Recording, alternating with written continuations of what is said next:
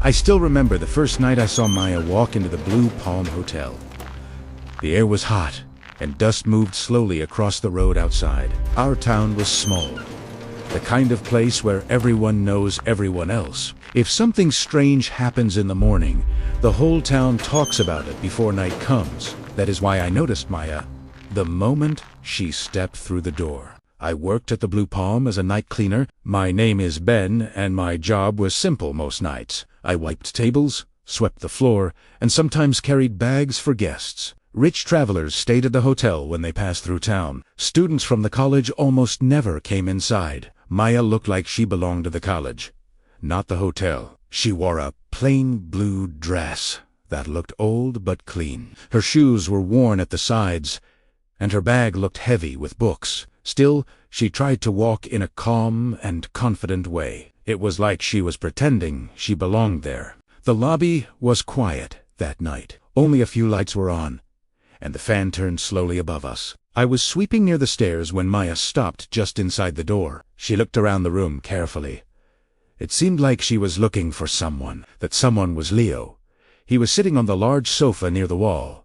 Leo was one of the richest men in our town. People knew his name, even if they had never met him. Leo owned shops, trucks, and farms outside town. His house had a tall white wall around it and 2 big dogs at the gate. Some people said he was smart with money. Other people said he was just lucky.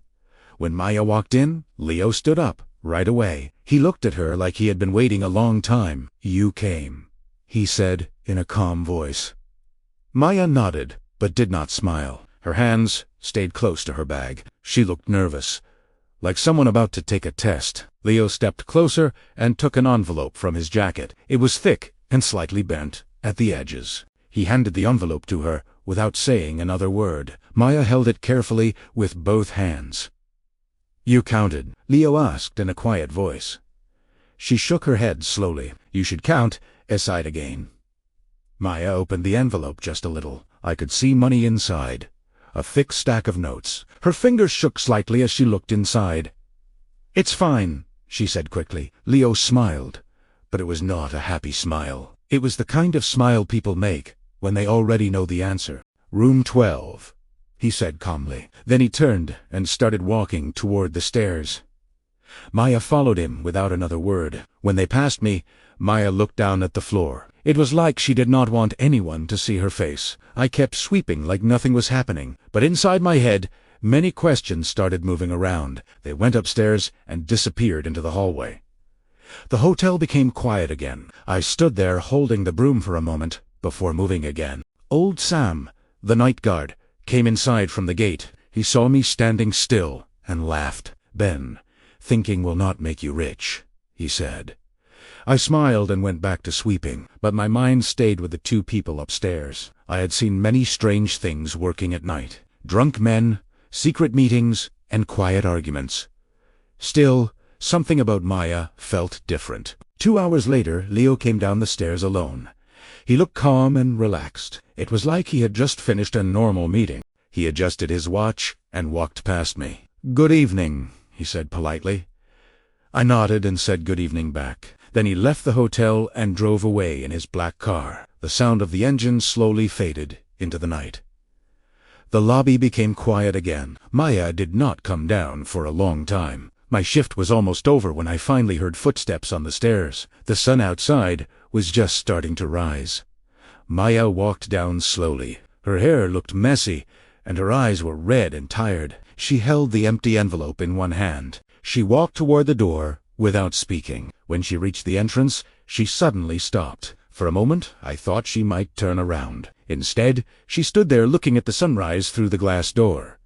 The sky was orange and soft outside. Morning birds were starting to sing. After a few seconds, she folded the envelope neatly. Then she placed it inside her bag with her books. Her face looked calm now, but not happy. She opened the door and stepped outside. The cool morning air moved her hair slightly. Without looking back, she started walking toward the road that led to the student hostel. I watched her until she disappeared behind the trees. Something about that moment stayed in my mind. It felt like I had just seen the start of a story. At the time, I did not know how long that story would last. I did not know how many nights I would see Maya again at the Blue Palm. And I definitely did not know how complicated things would become. But one thing was already clear to me. That night was not just a simple meeting between a rich man and a student. It was the beginning of something much bigger. 3 weeks passed before I saw Maya again at the Blue Palm Hotel.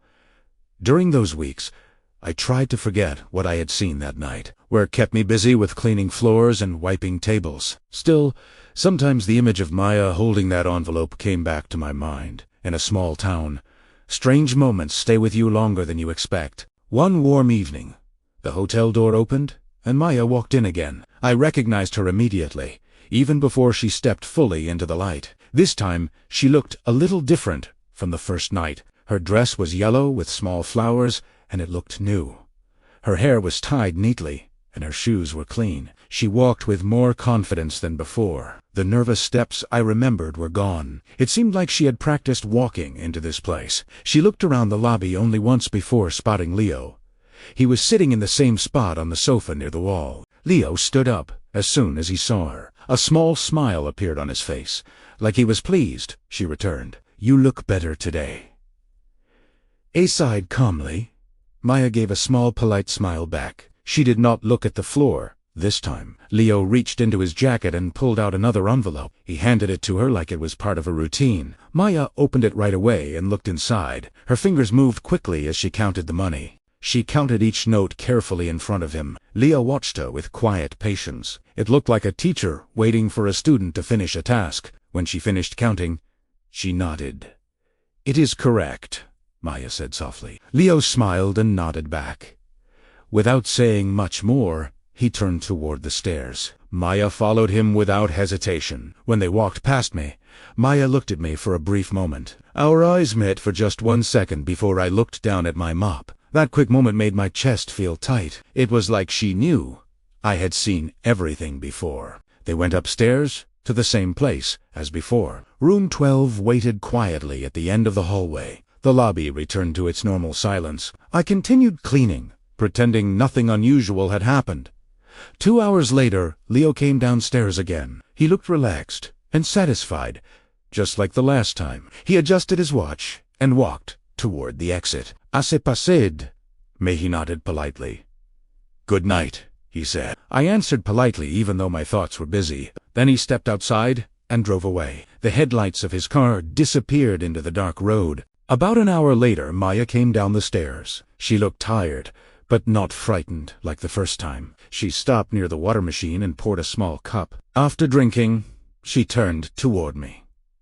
"Ben," she said quietly. I was surprised she knew my name. I nodded and waited for her to speak again. She looked thoughtful for a moment. "You work here every night?" she asked. I told her I worked most nights at the hotel. She nodded slowly while thinking about something. Then she leaned against the wall near the water machine. "Night work must be hard," she said. I shrugged and told her work was just work. She studied my face carefully for a moment. "You saw me here before, right?" she asked, suddenly. I did not know how to answer that question. Saying yes felt dangerous in a small town like ours. So I gave a simple answer instead. "Many people come here," I said quietly. Maya looked at me for a few seconds. Then a small smile appeared on her face. "That is a smart answer," she said. She picked up her bag and walked toward the door. Before leaving, she paused and looked back at the lobby. It was almost like she was thinking about something important. Then she stepped outside and disappeared into the night. After that evening, Maya started coming to the Blue Palm more often. Sometimes she came once a week. Sometimes she came twice in the same week. Each time Leo was already waiting. The routine stayed almost the same every visit. Leo gave her an envelope, and she counted the money. Then they walked upstairs together to room 12. After some hours, Leo left first, and Maya followed later. Over time, Maya began to look more comfortable inside the hotel. Her clothes slowly became nicer. Her shoes looked newer each time she arrived. She started walking through the lobby like someone who belonged there. One quiet night, she arrived early and had to wait for Leo. She sat on the sofa reading a thick nursing book. I noticed the title when I passed by with my mob. It was a medical book, used by college students. After some time, she closed the book and called my name softly. I walked closer, wondering what she wanted. She looked thoughtful and a little tired. Then she asked a question I did not expect. "Ben, do you think people can change their life?" she asked. I thought about the question for a moment. I told her I did not really know the answer. She nodded slowly, like she expected that reply. "I came to college to study nursing," she said quietly. She looked down at the book in her hands. "But school is very expensive." Her voice sounded heavy with worry. She explained that her mother sold fruit in a small village. Her father had died many years earlier. The money from home was never enough for school fees. "I tried many small jobs," she said softly, "cleaning houses, washing clothes, selling snacks near the gate." She looked up at me with tired eyes. "But it still wasn't enough," she said. Just then the hotel door opened. Leo walked in like he owned the building. Maya quickly closed her book. Our small conversation ended right there. Leo smiled and waved the familiar envelope in his hand. Maya stood up and walked toward him again. I watched them walk to the stairs together. Something about the scene felt heavier than before. The story between them was growing deeper each week, and I had a strange feeling that it would not end quietly. The night Leo did not come was very quiet at the Blue Palm Hotel. The lobby lights were dim, and only a few travelers were staying that week. I was wiping the front desk when Maya walked in around 8 in the evening. She wore a green dress and carried her school bag over one shoulder. For the first time, Leo was not already waiting for her. Maya looked around the lobby for a moment. When she did not see Leo, she sat on the familiar sofa near the wall. She placed her bag beside her and pulled out her phone. At first, she looked calm and patient. It seemed like she believed Leo would arrive soon. 30 minutes passed slowly. Maya checked the door each time it opened. Sometimes it was only the wind pushing it slightly. Other times it was a guest coming in from outside. "Un hour passed," and she started to look less relaxed. She opened her nursing book and tried to read a few pages, but her eyes kept moving back to the door. Her fingers tapped lightly on the cover of the book. 2 hours later, she finally stood up and walked toward me. I was sweeping near the stairs like usual. "Ben," she said quietly. I looked up from the broom. "Did Leo call here tonight?" she asked. I told her no calls had come for him. She nodded slowly but did not say anything else. Her face showed a small shadow of worry. She returned to the sofa and waited again. Every few minutes, she checked her phone. The screen stayed dark each time. The hotel felt strangely silent around her. Near 11 o'clock she walked to the front desk. The receptionist allowed her to use the hotel phone. Maya dialed the number carefully. I could hear the soft ringing from across the room. The phone rang many times. No one answered. Maya finally hung up and stood there quietly. She looked smaller somehow, like the waiting had taken some strength from her. "Maybe he is busy tonight," I said gently. She gave a weak smile in return. "Yes, maybe," she replied. But the words did not sound convincing. Another hour passed, and the lobby became almost empty. Old Sam sat outside, listening to a small radio. The night air felt cooler now.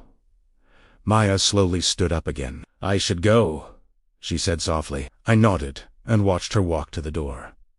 She stepped outside into the quiet street. Her figure faded into the darkness beyond the hotel lights. The next night, she came back again. She entered the lobby and looked around quickly. Leo was not there again. Maya sat down in the same place and waited. That night, she waited 3 hours before leaving. The pattern repeated the next evening. Each night her patience looked thinner. Each night the hotel seemed colder around her. By the 4th night she looked very tired. Her dress was simple again, and her hair was messy. Dark circles rested under her eyes. She looked like someone who had not slept well for days. Just after 9 that night, a black car finally stopped outside the hotel. Maya jumped to her feet when she saw it. Leo stepped out and walked toward the door. He looked surprised when he saw her waiting. "Maya," he said as he entered the lobby. She walked toward him quickly. "You disappeared," she said. Her voice was stronger than before.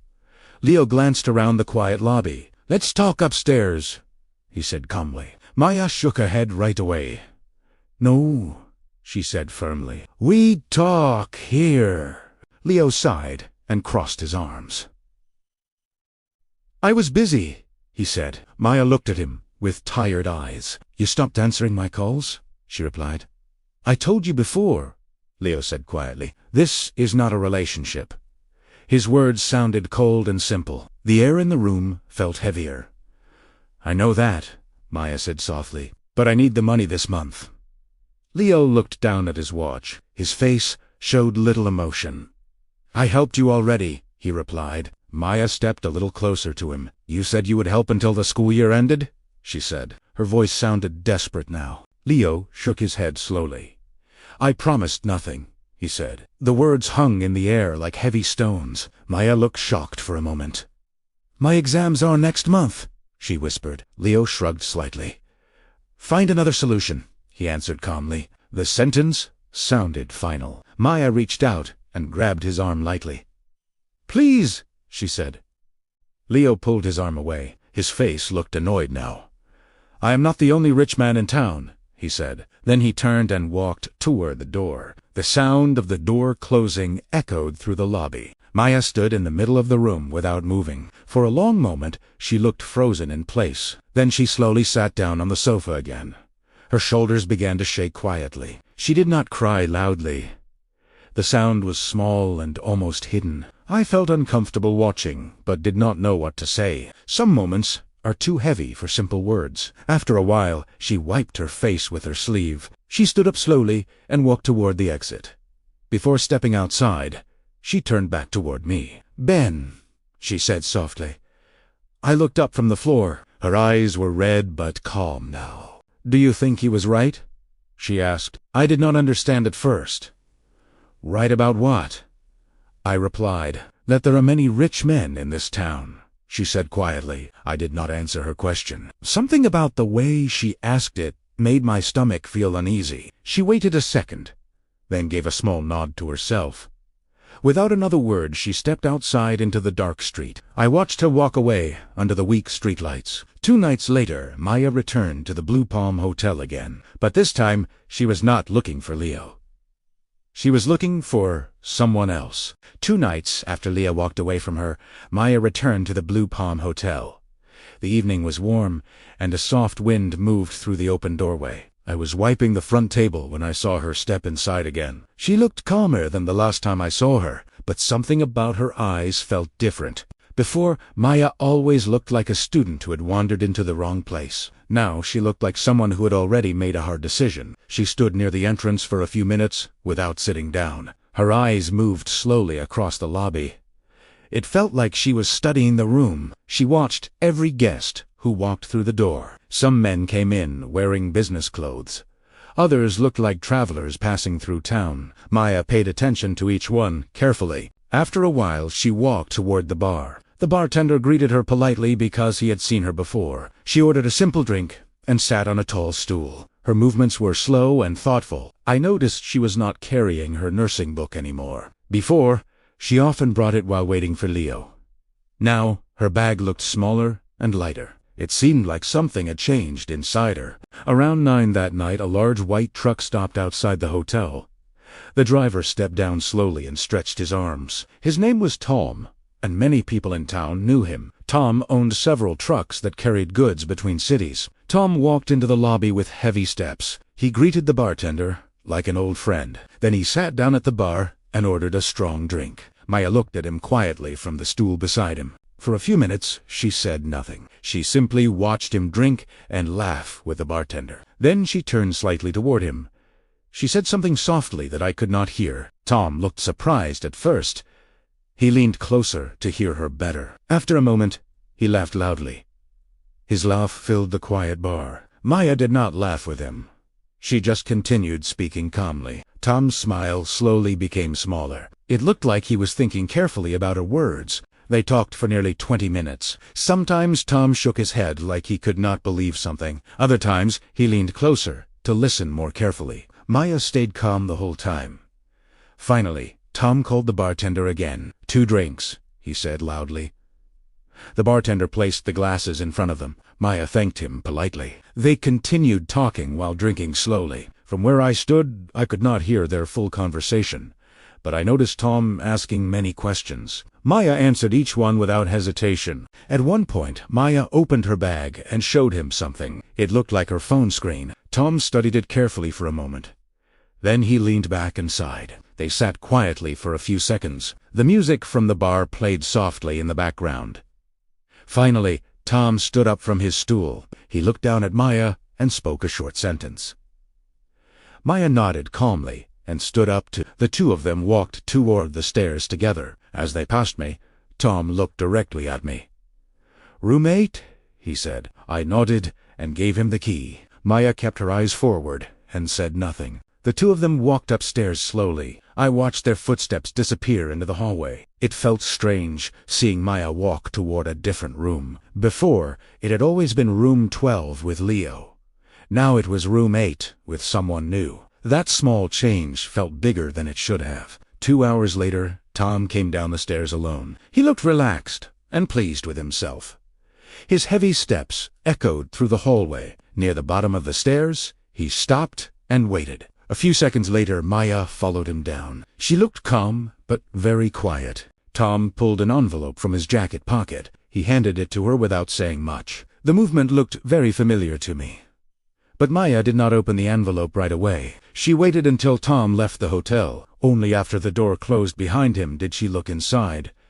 She counted the money slowly and carefully. The lobby was silent, except for the sound of the notes moving between her fingers. When she finished, she stared at the money for a moment. Then she folded it neatly and placed it inside her bag. Her face showed almost no emotion. She looked like someone completing a simple task. As she turned to leave, she noticed me standing nearby. "Ben," she said quietly. I walked a little closer. "Do you think people get used to things like this?" she asked. Her voice sounded calm but distant. I did not answer immediately. "I'm not sure," I said after a moment. Maya nodded slowly. "I hope I don't," she replied softly. She walked toward the door and stepped outside into the night.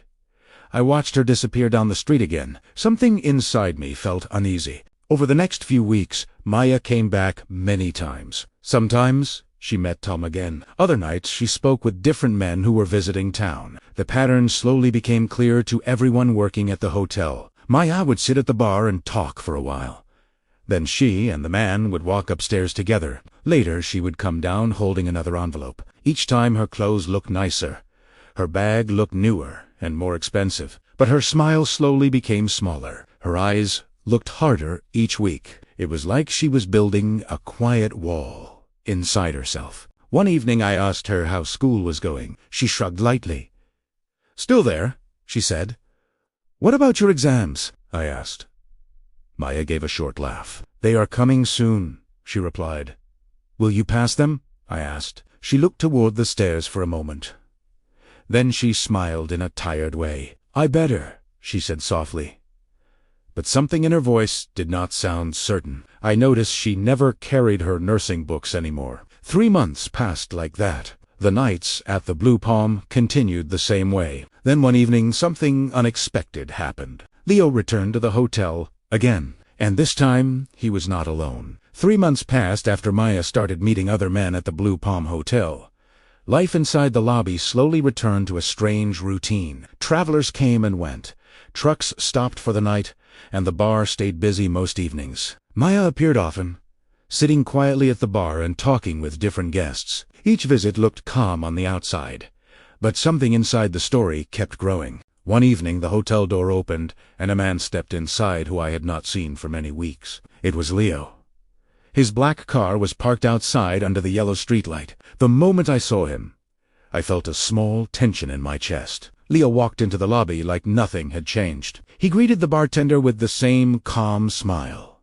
His clothes looked neat and expensive, as always. But this time, he was not alone. A young woman walked beside him. She looked about Maya's age and wore a bright red dress. Her hair was styled carefully, and she held Leo's arm while walking. They looked like a couple visiting from a big city.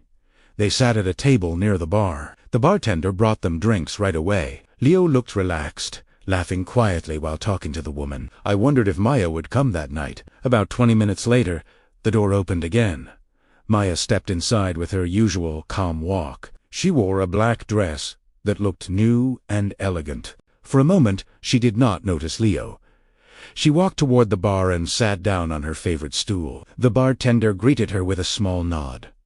Then her eyes moved across the room. The moment she saw Leo, her body became still. Her face did not change much, but her eyes stayed fixed on him. Leo noticed her a few seconds later. His smile faded slightly when he recognized her. The woman beside him looked between them with curiosity. For a moment, nobody moved. The room felt quiet, even though music was playing softly. Maya looked away first and turned back toward the bar. She ordered a drink, like she usually did. Her voice sounded calm, almost normal, but I noticed her hands were gripping the edge of the counter. Leo whispered something to the woman beside him.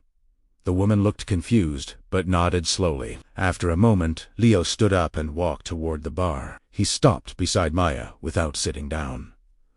"Maya," he said quietly. She turned her head slowly to face him. "Leo," she replied in the same calm tone. For a few seconds, they simply looked at each other. Their faces showed many thoughts, but very few emotions. "You look different," Leo said after a moment. Maya gave a small shrug. "People change," she answered. Leo glanced toward the stairs and then back at her. "I heard you come here often now," he said. His voice sounded careful. Maya took a slow sip from her drink. "Yes," she said simply. She did not explain anything else. Leo looked uncomfortable for the first time since entering the hotel. "You did not have to do this," he said quietly. Maya gave a short laugh. "Do what?" she asked. Leo lowered his voice even more. "This work," he said. Her eyes looked sharp and steady. "You told me to find another solution," she reminded him. Leo opened his mouth, but said nothing. For the first time he looked unsure of himself. Maya watched his face carefully. "I listened to your advice," she continued calmly. "There are many rich men in town." The words sounded simple, but they carried heavy meaning. Leo rubbed the back of his neck slowly. "That's not what I meant," he said. Maya raised one eyebrow slightly. "It sounded clear to me," she replied. The bartender quietly moved away to give them space. I kept pretending to wipe the nearby table. Leo glanced back at the woman waiting at his table. She was watching them now, with open curiosity. Then he looked back at Maya again. "You should stop this," he said quietly. Maya shook her head slowly. "My exams are next week," she replied. Leo frowned slightly. "So?" he asked. Maya leaned closer so only he could hear clearly. "So now I can pay for everything," she said. "School fees, books, even the hostel room." Her voice sounded calm but cold. Leo looked at her for a long moment. It seemed like he was searching for the right words, but none came. Finally he sighed and stepped back. "Take care of yourself," he sighed softly. Maya nodded politely, like he was just another guest. "You too," she replied. Leo turned and walked back to his table. The woman in the red dress asked him something immediately. He answered quietly while looking down at his drink. They finished their drinks not long after. A few minutes later they stood up and left the hotel together. Leo did not look back at the bar as he walked out. The door closed softly behind them. Maya stayed seated for a while after they left. She stared into her drink without moving. The music in the bar continued playing. Then she finished the drink in one slow motion. She placed some money on the counter and stood up. I thought she would leave like usual, but before walking to the door, she stopped beside me. "Ben," she said quietly. I looked up from the table I was wiping. Maya's face looked calm again, but her eyes held something heavy. "Do you ever wonder how a person becomes someone else?" she asked softly.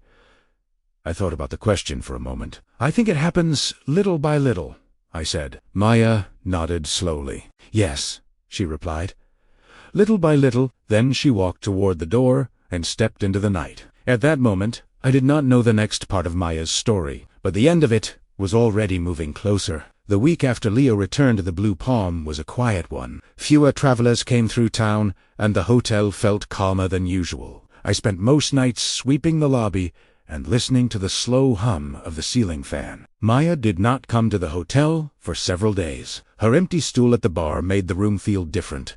I wondered if she was busy with her exams at the college. She had mentioned they were coming soon. Maybe she was studying late in the library or sleeping after long nights. Still, a small part of me kept expecting the door to open and see her walk inside again.